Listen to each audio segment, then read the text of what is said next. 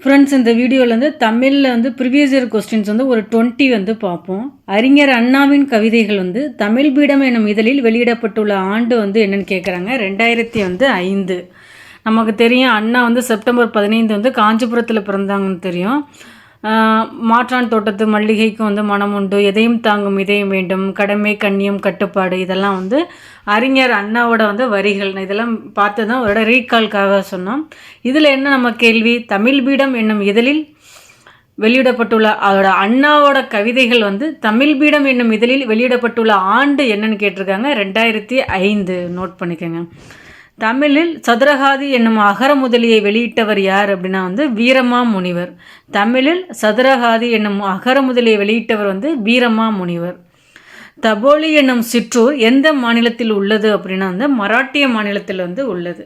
இது வந்து ஆனால் அம்பேத்கர் பற்றின கேள்வி. தபோலி என்னும் சிற்றூர் வந்து எந்த மாநிலத்தில் உள்ளதுன்னா மராட்டிய மாநிலம், மகாராஷ்டிராவை தான் மராட்டிய மாநிலம் அப்படிங்கிறாங்க. பரிதிமாற் கலைஞர் என்று போற்றப்படக்கூடியவர் யார் அப்படிங்கிறாங்க.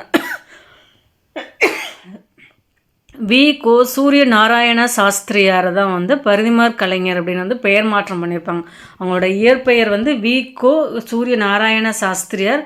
பிற்காலத்தில் வந்து அவர் வந்து பரிதிமாற் கலைஞர்னு வந்து மாற்றிக்கிட்டார் அப்படிங்கிறாங்க. தமிழே மிகவும் பண்பட்ட மொழி என்று பாராட்டியவர் யார் அப்படிங்கிறாங்க. Marks Muller. தமிழே மிகவும் பண்பட்ட மொழி அப்படின்னு பாராட்டியவர் யார் அப்படின்னா மார்க்ஸ் முல்லர். இன்றைய மொழியியல் வல்லுநர்கள் பேணி பின்பற்றத்தக்க வழிமுறைகளை தொல்காப்பியம் கூறுகின்றது என்றவர் யார் அப்படின்னா வந்து எமினோ.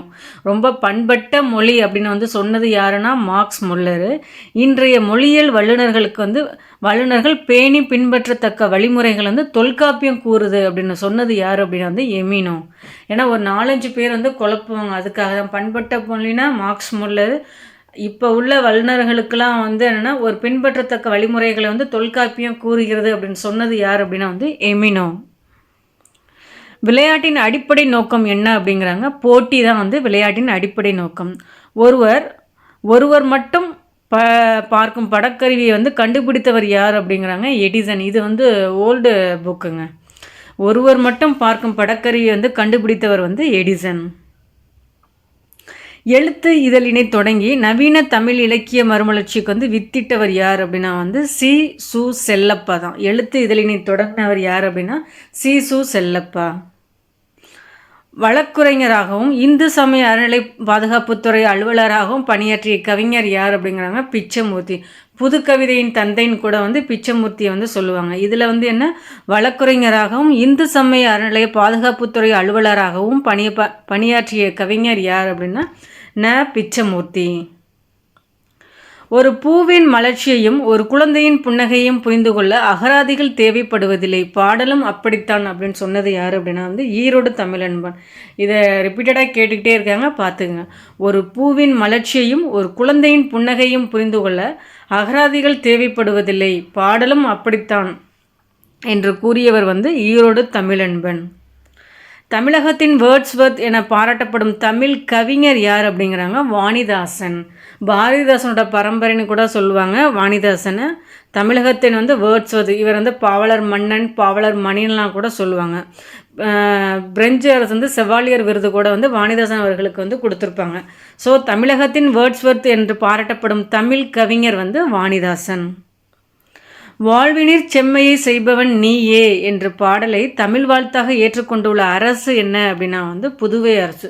இது யாருடைய ஒரு பாடல் அப்படின்னா வந்து பாரதிதாசன் அவர்களுடைய பாடல் தான். இதை கடவுள் வாழ்த்தா தமிழ் வாழ்த்தா ஏற்றுக்கொண்டுள்ள அரசு வந்து என்னன்னா புதுவை அரசு. இளங்கோவடிகள் வந்து தண்டமிழ் ஆசன் சாத்தன் நன்னூர் புலவன் என்று யாரை பாராட்டி உள்ளார் அப்படின்னா வந்து சீத்தலை சாத்தனார் தான். மணிமேகலை எழுதினது வந்து சீத்தலை சாத்தனார் தான். சீத்தலை சாத்தனார் தான் வந்து இளங்கோவடிகள் வந்து தண்டமிழ் ஆசன் சாத்தன் நன்னூர் புலவன்லாம் வந்து பாராட்டியிருப்பாங்க.